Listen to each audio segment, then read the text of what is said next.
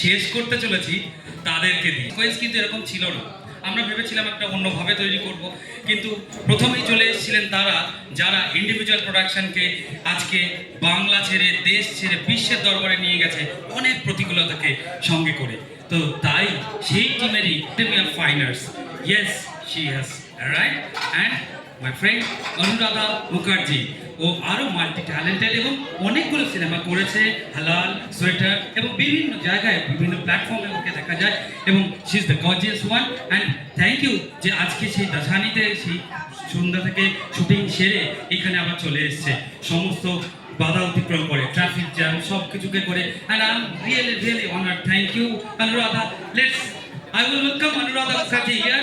Please, ladies and gentlemen, have a big round of applause, please.